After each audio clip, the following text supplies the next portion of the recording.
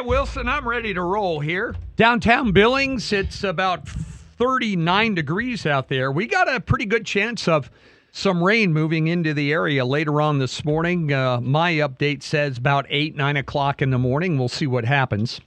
As we look at First News, it's fair, it's accurate, you get the damn truth.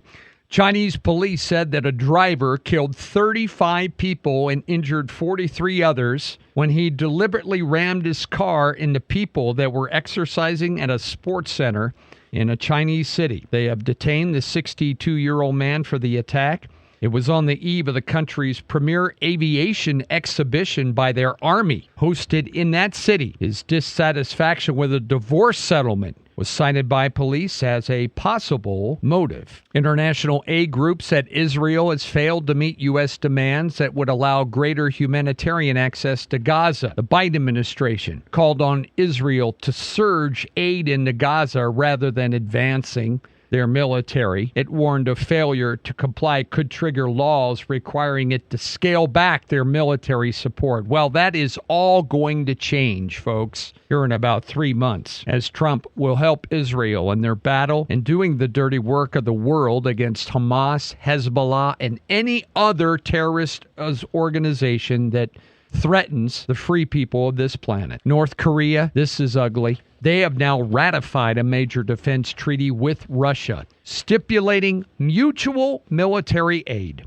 Russia last week completed the ratification process. It's the biggest defense deal that we have witnessed since the war. The big one. North Korea said the Strategic Partnership Treaty will take effect when both sides exchange documents on the ratification. It requires them to use all available means to provide immediate military assistance if either one of those countries is attacked, folks. This is a new alliance that we have never seen before under the Biden administration. They have not paid any attention to North Korea. They've let Iran expand their nuclear development and missile development. Folks, it is ugly. The Trump team is inheriting a real mess right now going on in this world. The U.S., South Korea, and the Ukraine sent North Korea sent thousands of troops. They're already fighting in Ukraine. It's getting ugly, folks, and we need someone to fix it.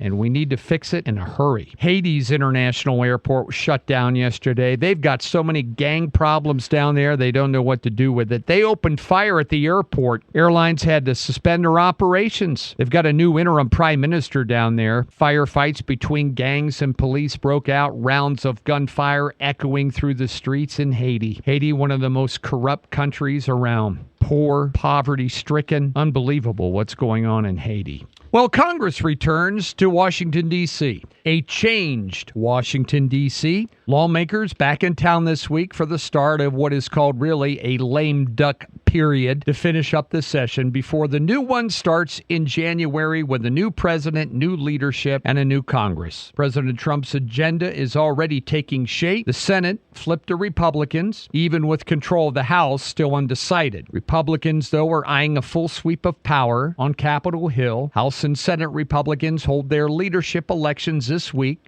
Democrats vowed to be a check on the White House, but are also sorting out of what went wrong in this election. And we have some insight on that. A disaffected electorate wanted former President Trump to return to the White House, and it was a blatant rejection of Vice President Kamala Harris and her 4 years with Joe Biden. According to this new report out today, VoteCast did a survey of over 120,000 people coming out of polls all around the 50 states. The trajectory of America they wanted changed. That was no doubt top of the list. The economy, immigration laws. They wanted a complete change of the direction of where America was heading. Those issues largely overshadowed many voters focused on the future of abortion or democracy that played a very, very low role in this election, according to VoteCast. By the way, some things we're learning from the election last week on Election Day. It was marred in a lot of places by a series of bomb threats. Now, these bomb threats only came in the important swing states. Arizona, Georgia, Pennsylvania. They all turned out to be hoaxes, but it forced those polling places to evacuate. Yeah, everybody had to get out except for the election officials. They didn't evacuate. They stayed there for some reason. That delayed the counting of some ballots in all of these swing states, but people overwhelmed them so much with early absentee voting that no matter what might have possibly or could have happened, it did not happen in those swing states. The FBI said many of them appeared to originate from, they believe, Russian domains. Here we go again, the Russian collusion thing. The FBI, folks, is also an agency that is going to see a major cleaning in the next administration. And then AP decided to do this story on this. They're relentless. Elon Musk's and his PACs spent $200 million to help elect Donald Trump. Most of that money came from Musk himself. Now, AP nowhere in this story tells you how much PAC money was spent for Democrat candidates. Nowhere in here. We know that Kamala Harris spent $1 billion. President Trump spent $354 million. But there's nothing in this article. Just Elon Musk PAC spent $200 million. Folks, they spent $300 million in Montana. Yeah. Trying to get John Tester elected. None of that in here. No, none of that. Just an Elon Musk story. Elon Musk is being consulted with. Folks, he wants to do a complete efficiency, thorough investigation of our U.S. government. That's right. He thinks we can cut at least $1 trillion from our budget every year by doing things more efficiently. Experts, they don't give us who they are. They calculate that curbing and coping with global warming is going to cost trillions of dollars, and poor nations just don't have it. United Nations climate negotiations have started in Azerbaijan. The chief issue: who has to pay money to get our climate to where it should be?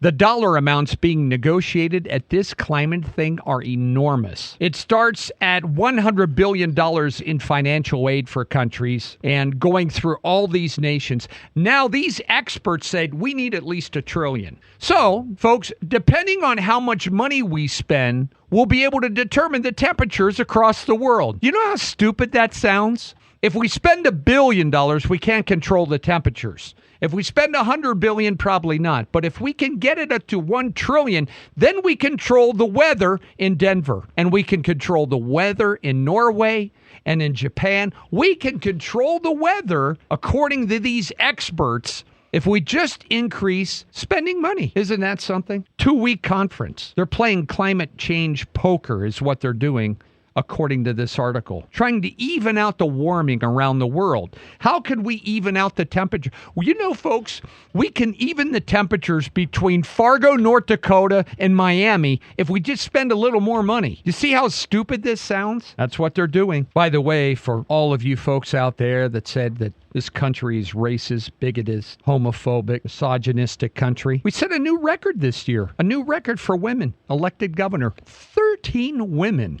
were elected governors this year. 13. Now, keep in mind, there's only 50 governors, right, and not all of them were up for election. True. And we had 13 women elected governors. New Hampshire elected a Republican woman, Kelly Ayotte, broke the record set in 2023. She was a former senator, defeated one of New Hampshire's largest city's mayors who was running for governor. Experts say women holding top public offices we've never seen more than that before. Never have seen more than that before. Women, folks. Yeah, women. You haven't heard that, though, from the people on The View. U.S. stocks on Wall Street yesterday, kind of up and down for a while there. The S&P rose only 5 points. The Dow Jones had a good average, 304 points. NASDAQ, 11 points. Wall Street is giddy with the new administration coming in. They know it will be pro-business. They know it will make their businesses stronger. Tesla, one of the strongest forces pushing S&P 500 higher, they had good news yesterday. Oil yesterday up 17 cents. Crude oil about $68.21 a barrel.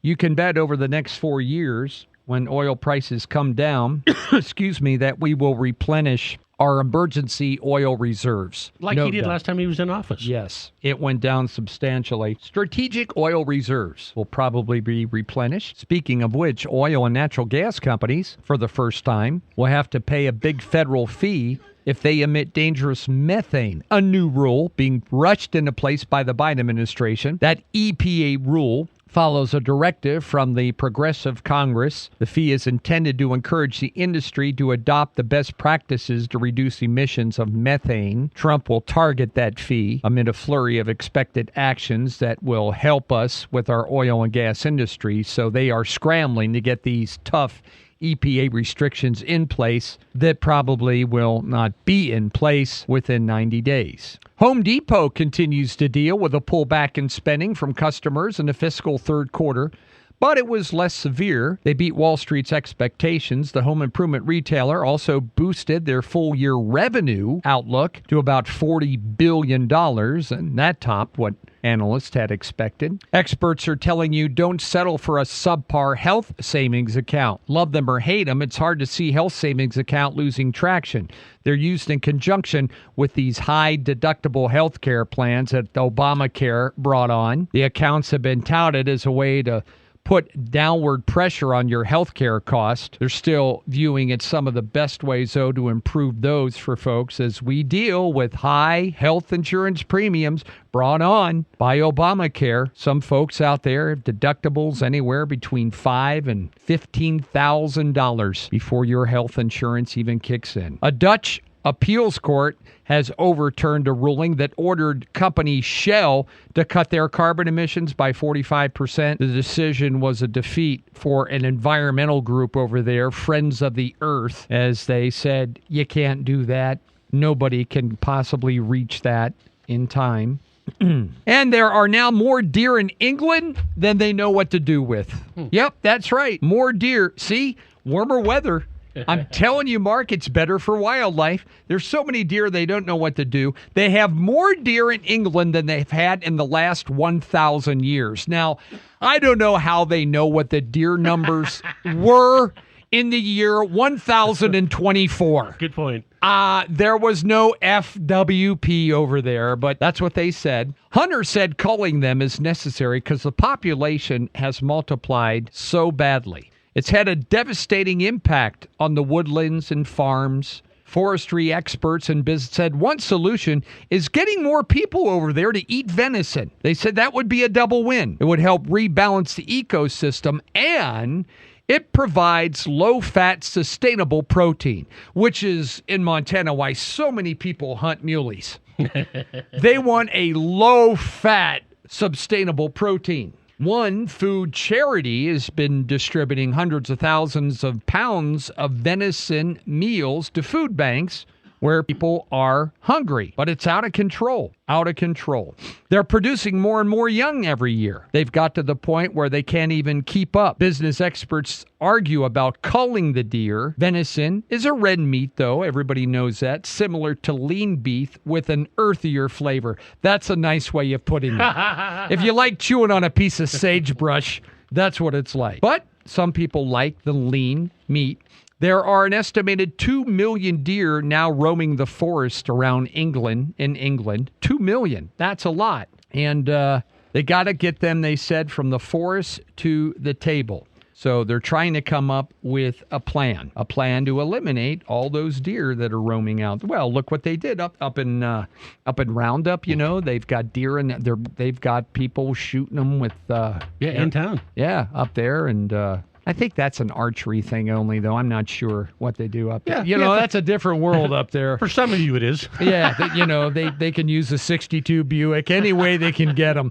They're to clean them out up there. But deer are a problem over there in England, folks. Cat Country News Time, 6:50. Sports and weather coming up. In sports, college basketball, I don't know what kind of guy he is personally, and if you like him or hate him, John Calipari can recruit. He has landed five-star prospect Malik Thomas, said he's going to go to Arkansas, and he's going to go play for Mr. Calipari down there. And this gives them their second top 10 recruit of the 2025 class. So Arkansas basketball is going to be fun to watch this year.